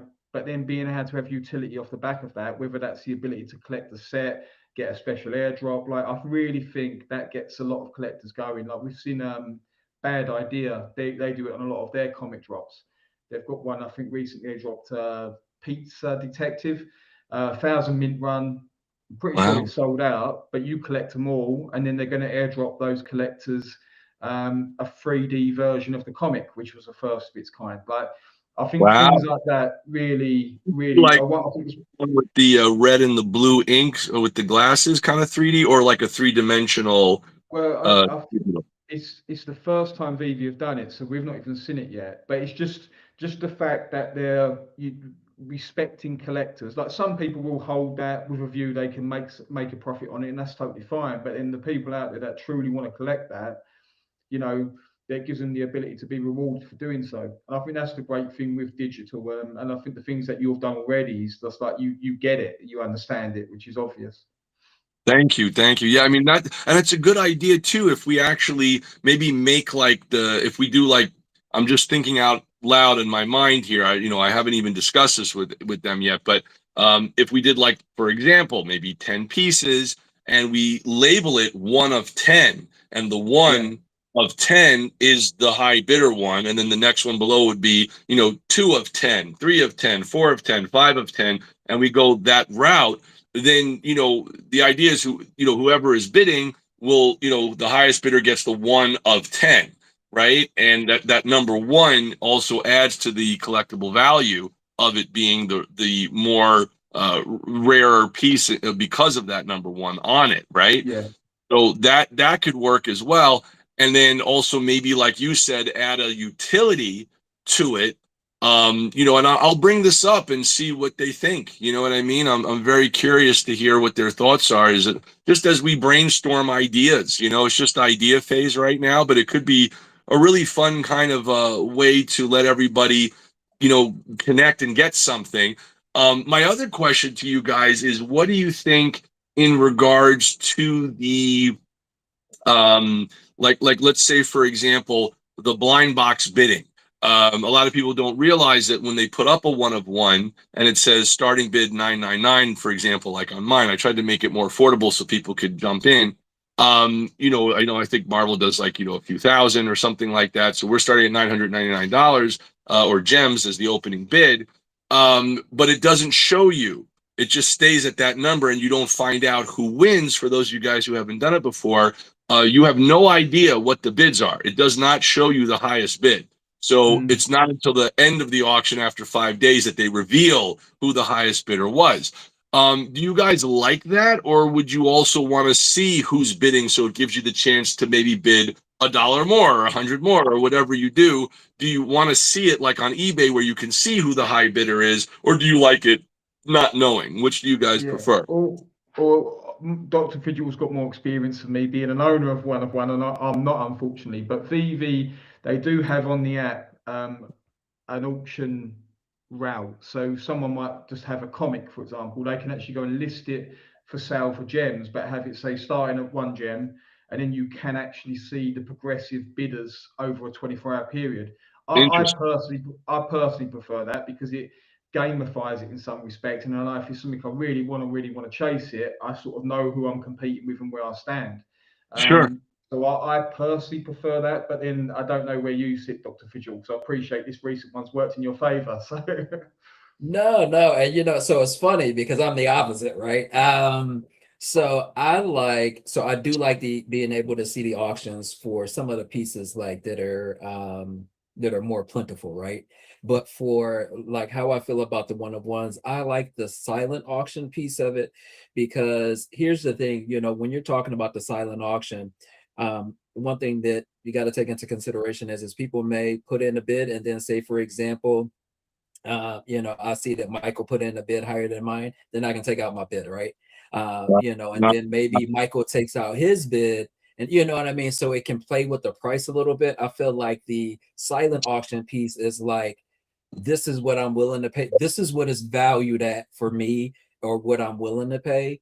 Yes. So that's why I like, for the 1 of 1 pieces, I like it to be that way. Now, don't get me wrong. I also feel like it works in your favor sometimes. Sometimes it does. Sometimes you might overpay compared to what other people are going to, or, but in the same sense, it's like, if you go for it, it's because you want it, right? Sometimes I do the auction, like I might see something that comes up on auction. I'm like, I'll bid for it because it's like super low, right? Not necessarily that I want it, but it's like, hey, why not?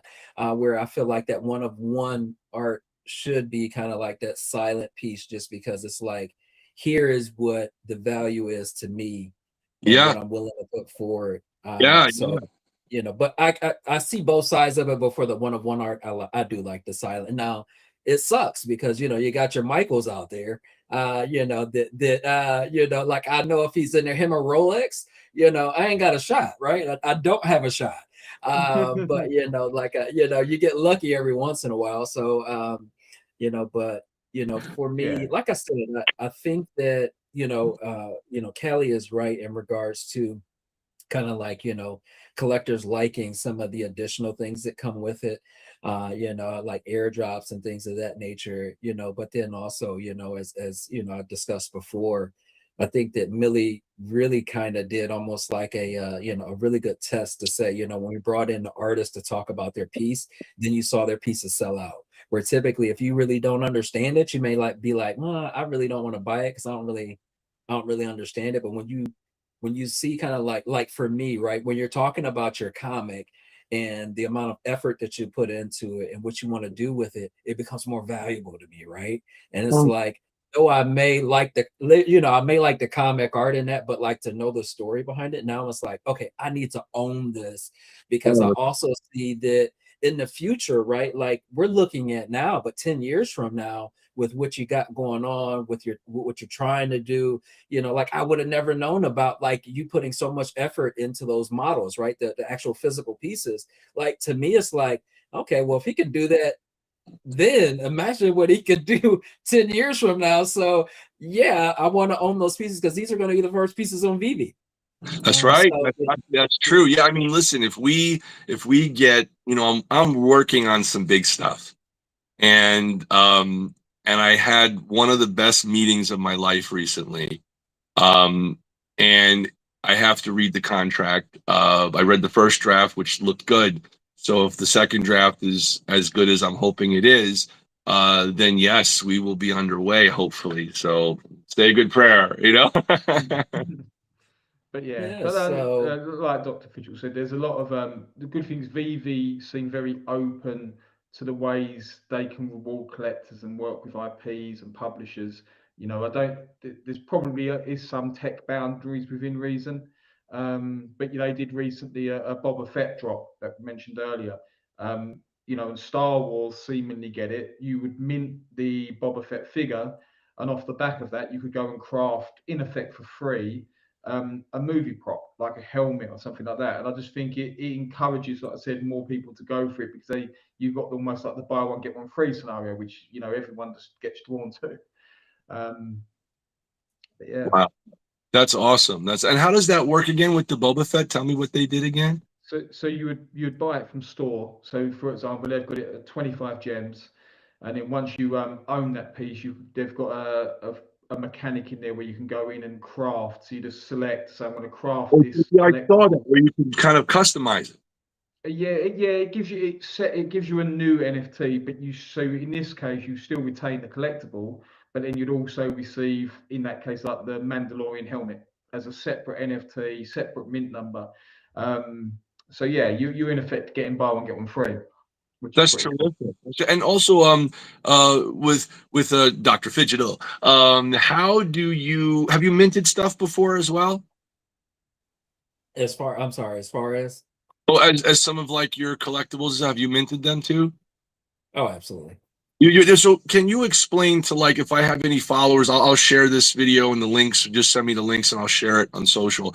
How would you explain to someone who's never done it before, after they win a piece or they get a piece or they go to VeVe and they buy a digital collectible, how do they mint it? How would you explain in very simple terms for a first timer what it means, why they should mint it, and how to do it? Oh, absolutely. So, and Callie, correct me if I'm missing anything, right? So, for the one of art, the one of one art is a little bit different because obviously you put in your bid. So you put in your bid, and then if you win after those 5 days, then they will tell you you won the bid. You have to pay X amount of gems, right? And then once you pay it, it automatically goes into your collection. Okay, so that is relatively simple. So once you do that, it's minted, it comes on. So VeVe has already minted it technically. right? So they actually hold it right now. And then what happens is when I actually win it or buy it, it gets transferred to me. So if you go on to if you go on the stacker, right, you'll see when someone mint something, you'll actually see a transfer. So it'll transfer from the VeVe account to my account. So that's Okay. basically how that Way to works. Yeah. see it like the blockchain. It's on the blockchain, right? Yes, absolutely. So you'll see like in, and I'm not a technical person, VeVe will mint, let's just say they got this drop that's coming up. They will already pre-mint them. And then as people actually go on and actually purchase and get assigned a mint number, then that mint will get transferred to them. So, Oh, that's how that typically works. And it's relatively simple. So like you go in, they'll say, okay, we're going to drop the Predator, which I'm going for because it looks oh, absolutely amazing, right? cool. So I will be, they do allow you to where you can register 12 hours early. So, I'll go ahead and join the waiting list.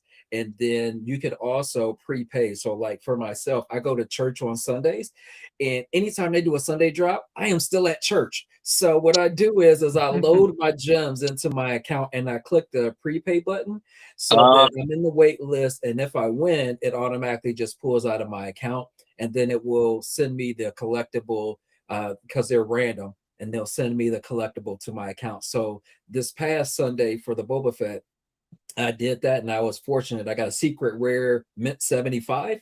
So I wow. came out of church, I looked, it's like secret rare mint 75. So Hallelujah. we're excited about, yeah. But it's really simple in regards to that. And that's one of the things that I like about Stacker, and it's kind of like the hunt for like a mint hunter, right?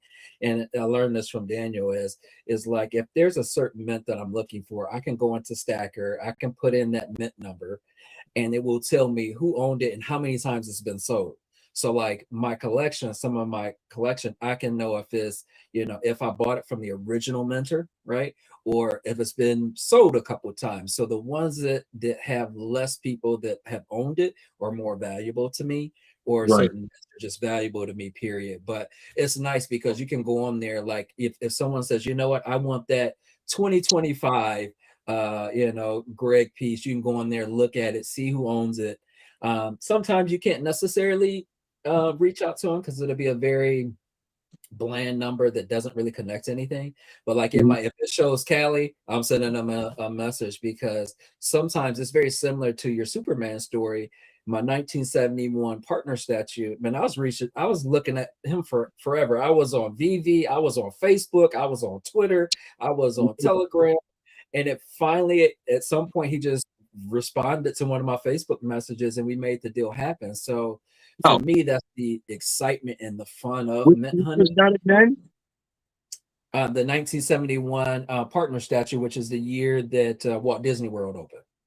Wow. Oh, that's Yeah, cool. yeah, That's really yeah. cool. What can I ask? Like, what do you charge for it? Yeah, so make sure my wife is not around. She'd be listening to the stream sometimes. But let's just say I paid above 10. So 10K. yeah, so mhm. Wow. I wonder what it's worth now. It must be much higher. Yeah. Well, it's locked away. So there's like for me, there's certain pieces that I won't sell, and if I do sell, they have to go to a collector, right? And Yeah. I think that for like the special mint hunters or collectors like Callie and myself, it's like if I were like, by the way, Michael tried to buy your piece off of me. I'm like, no, I can't sell that.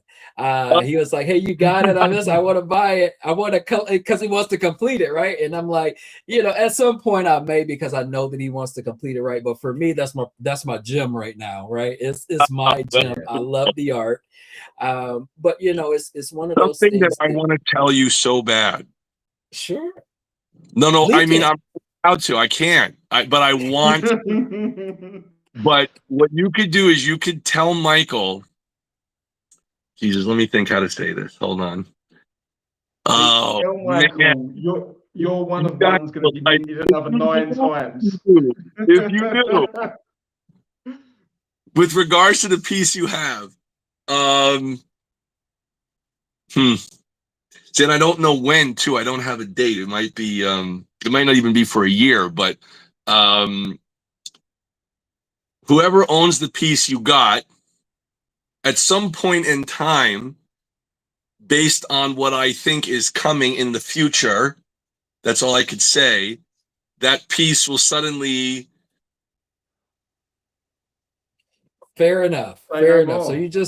you just told me it's up there with my partner statue. Got you. So when me and Daniel, we're gonna do a stream of our top 10 collectibles, just FYI, it is in my top 10. Oh, cool. And I wanted to tell Michael, so share with Michael that there is something specific to the piece that you got, and there's other pieces I'll be dropping, right?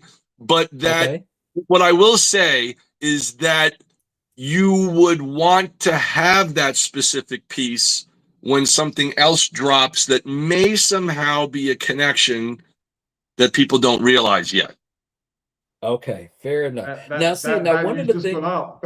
And there are other pieces. So I will say, what I can say is that as my limited edition exclusive collector series of one of ones drop, every few months or so when there's an availability for it, probably 3 times a year roughly or something like that, you will start to be like, hey, wait a minute, does this connect with this? That's the surprise kind of something that's coming potentially that I can't specify what it is, but you'll know right away. Okay, fair enough. So, guys, if you're tuning in, make sure that you like and subscribe to everyone on the page. Make sure to go to Beyond Comics and check out all of their socials. Make sure to pick up the VeVe exclusive copies on there, just FYI. But then also, anytime he drops a comic on there, buy them all. They're great comics. They have great art, and obviously, it's a great individual behind it.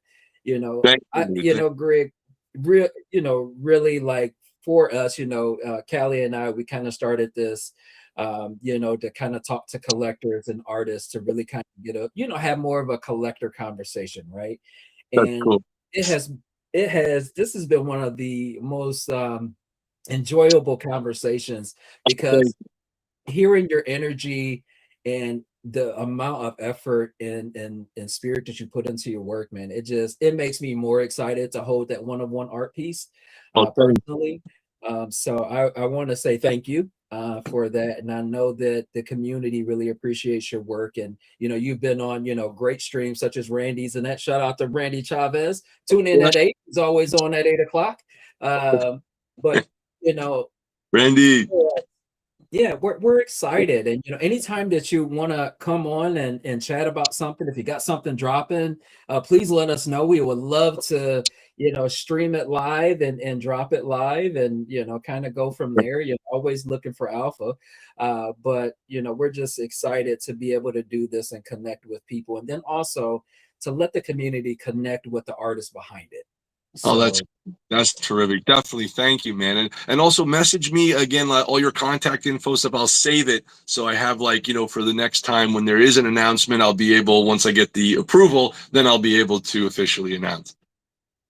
Perfect. And then FYI, I will drop the video that DGC made. I'll send it to you in your inbox as well. Yeah, I want to do that and stuff. And also if you get a chance, check out our animated cartoon trailer. Did you guys see it? No, I did not. Did not see. Oh my God. Wait, are you able to share a screen right now? Oh, absolutely. Well, you are. Wait, hold on. How do I send it to you? I'll send you the link directly. Send it to me. Message me in on X. Send it to the message on X, and I'll open it up in there. Let me see if I have. Hold on. Well, okay. Daniel, while he's doing that, do you have any questions for him while he's sending that over, or things you want to chat about? I know I'm a talker, so. Here you go. Do you see it in the comments? I just made like a little comment thingy. Let's see. Not yet. Give it a minute. I clicked the little chat button underneath the video mic, and then there's like a word balloon chat button, and I sent the link there. Let's see. Sometimes it might take a second. It's there. I can't see. I do see O'Milly. Shout out to O'Milly. What's up, O'Milly? I don't see it in here. I see Can you send messages. it to me? Can you send it to me in X where we were Oh, messaging in X? hold on, let me try just a second. I don't want to lose you guys in the connection here on the screen, but let me try. Hold on. You could probably still see me doing like I'm looking at my phone weird, right? That's all right. That's the fun things about live stream, right there. It's kind of like improv. Right. Oh, wait, I might have it here. Hold on. Yeah. Okay, that is the actual animated cartoon link. You could share that because I own all that stuff, so that's good. All right, so bear with And me. that's taking my actual hand-drawn art from the comic book and animating it, which took a long time. But you'll see it if you have sound and stuff there. Do you see the link? Yep, I am getting ready to pull it up. I wanted to. Oh, I'm intrigued. See. Yeah, me too. I'm like super excited. And Callie, if you're able to like do that grading to our secret rare comic or let me know because I have some. So I don't know. Would you get it through VeVe or through me, or how would we do that? So at the moment we're doing it through VeVe because it would be something that has got a mint number. The ones that you've got, are they already got an edition number? Are they on the blockchain? I believe so. Yeah, okay. I'll send you a message because we can pick one of those and then we can grade it and slab it. Wow, that'd be awesome. Yeah, let me know. Yeah, brilliant. All right, you ready? Trailer, okay. All right, I'm gonna have the volume up so they can hear it as well. So here we go. Great. Introducing Yakido, an ageless warrior assassin fighting throughout the centuries to discover who wiped his memory and why. In order to save mankind from evil force bent on world domination, he must fight his way through an ancient merciless ninja clan, led by his oldest nemesis, Lord Shinryu. It officially stars celebrities drawn as characters, including Hiroyuki Tagawa, Shang Tsung of Mortal Kombat, and the Man in the High Castle on Amazon Prime as Lord Shinryu. And from Law & Order's Ice-T's supermodel wife, Coco, as Cleo. Yakido features a preview of Ray the Doctor.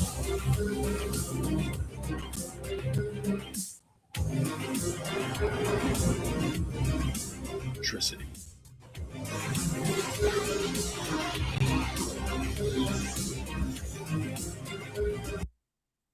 Oh, yeah.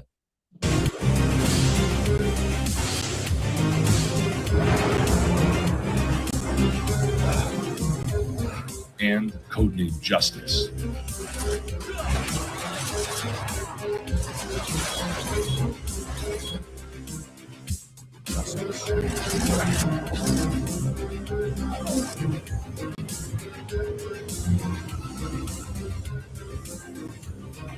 This first appearance comic book is co-created by writer Brandon Wilson and co-created and hand-drawn by Graig Weich, pinup artist of Spawn issue number 30 from Todd McFarlane and Image Comics, publisher of The Walking Dead. Get the exclusive limited edition Secret Rare, available now on Disney's and Marvel's distributors' website and app, VeVe.me and VeVe Comics. Plus, get the signed printed edition at BeyondComics.tv. Somebody told me about your Rathadactyl artifact. Tell me where Gekido and Cleo are. You are no god. I am a god.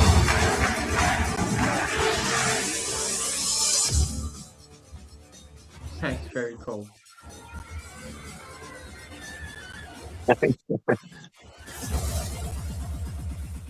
He's award-winning director and celebrity comic book superhero artist of the stars. Good evening.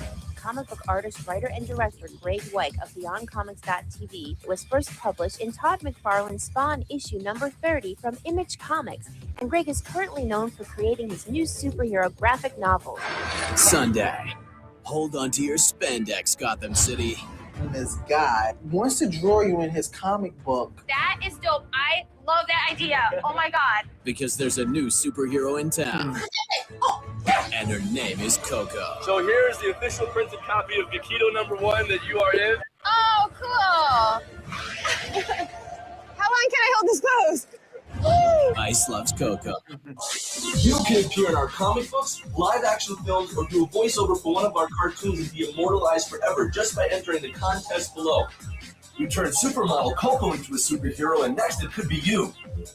For more details, or click on one of the links below for our contest raffle. And yes, you or your family, your kids, yourself, anybody can actually win and be immortalized in our upcoming comic books based on my character over here, Ray the Dactyl, or Codename Justice.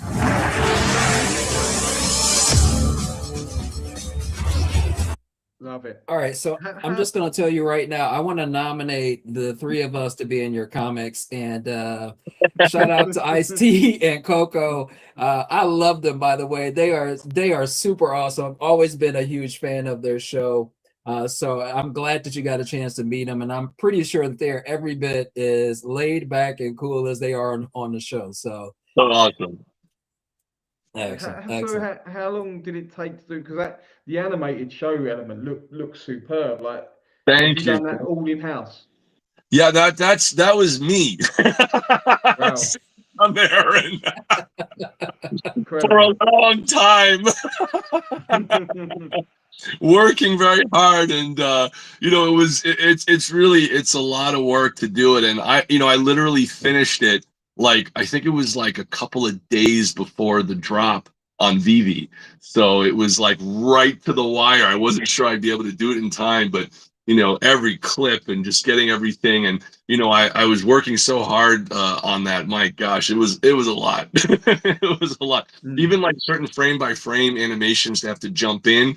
So I would draw like the first image, like the first second and the last, like frame, first frame, last frame, and then get like that animation in the middle. But even though you're doing that, you still have to fix it and work on it. So I'm going in like exporting each frame, fixing it, putting the frame back, adding it to make things, fit and work. It's a lot of work. It's hard. Well, we look forward to seeing the full work here. So you got to let us know when we're going to be able to watch the full cartoon. Oh yeah, I would like to know too. Well,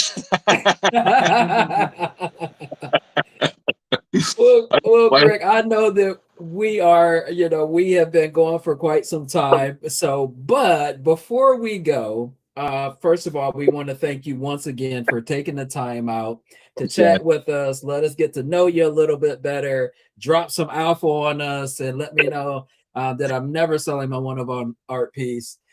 But what words would you like to leave with the collectors and the community? And then also, if you wouldn't mind sharing your socials again.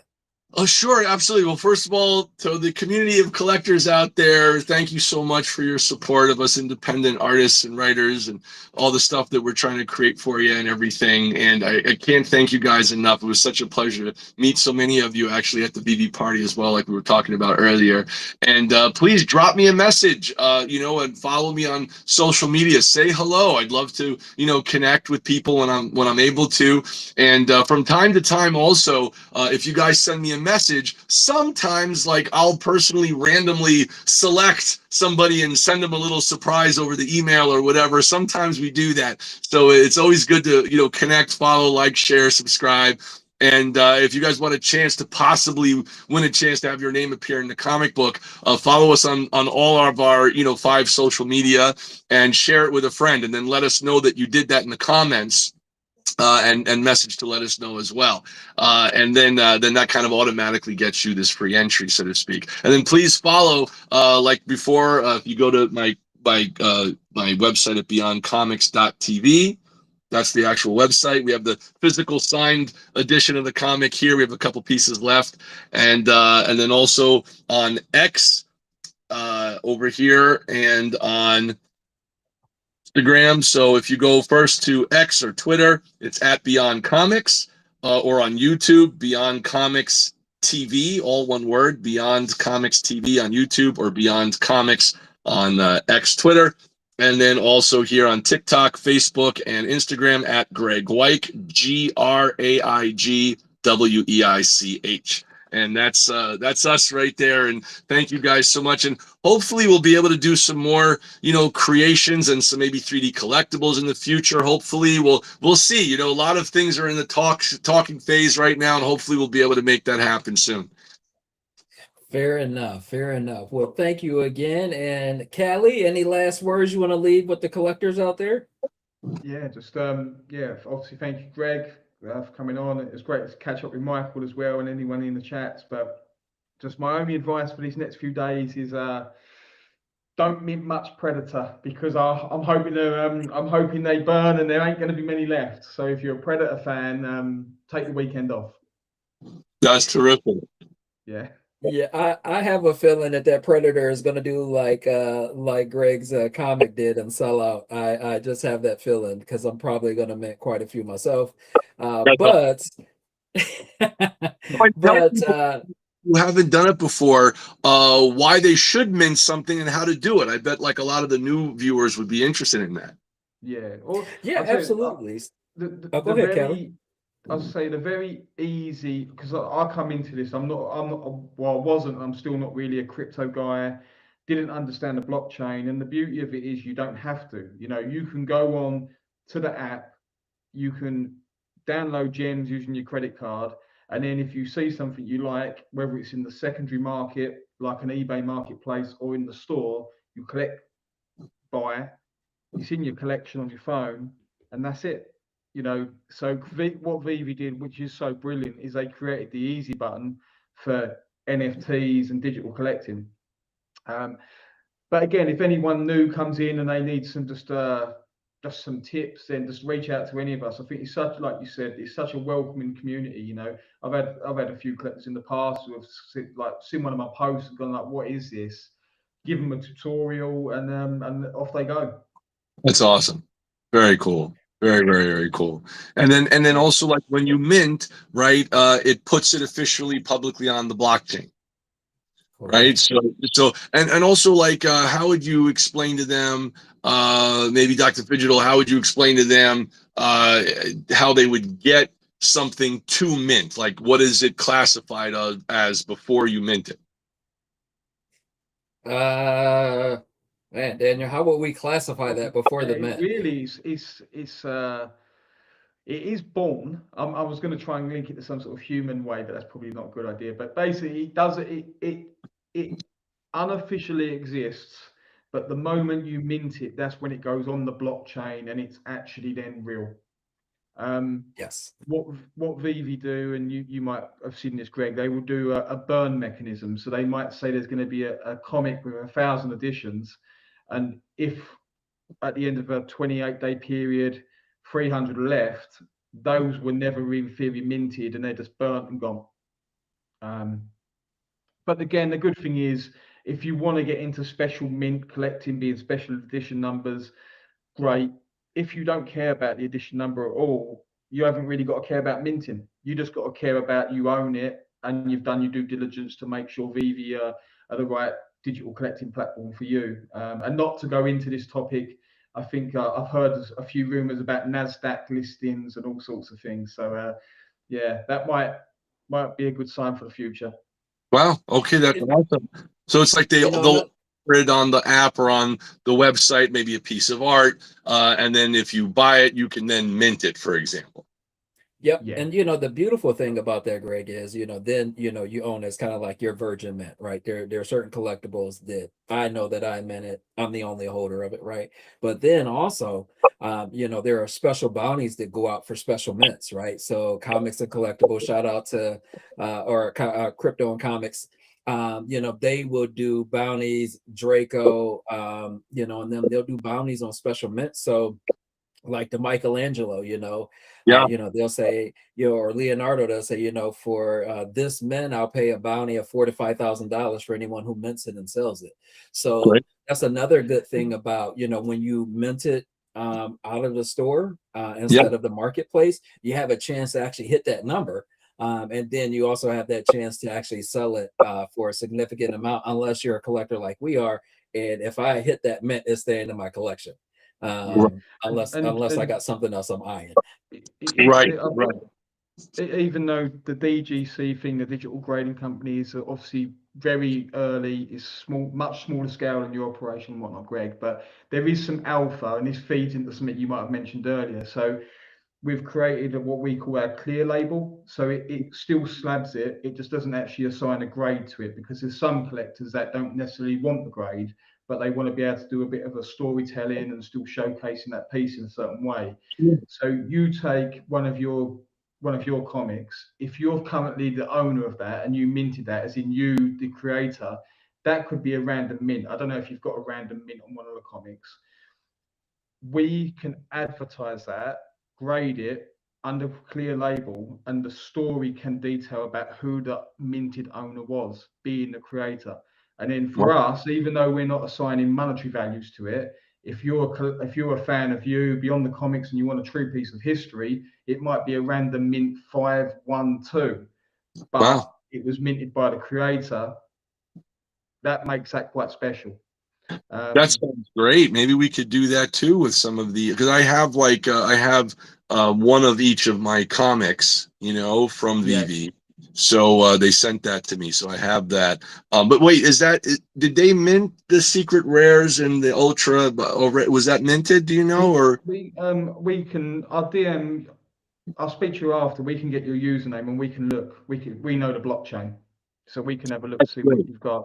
Again, I think this is a cool thing. There's people in this space, like it might be Dr. Fidgel, you know, someone wants, or like O'Milly, Randy Chavez, someone will actually at some point want to own something they've owned, and the blockchain can qualify that. And then when you come to the grading and the storytelling, it can be an adaptation further. So yeah, the pieces you've got, even if they're random mints, I would say they're very valuable because you own them. Yeah, that'd be great. Yeah, that's excellent. Great. I'm excited to continue. And yeah, again, send me your email and your contact or your number, everything. Let me make a little like private list so that I remember and I have that saved as backup and everything, just in case. Who knows if X explodes or whatever, and we can't actually. Well, all right. Well, I'll tell you what, we will jump off and then we can chat just a little bit offline before we go. But for the collectors that are in the space, thank you so much for tuning in for, you know, another episode of Comics and Collectibles Conversation.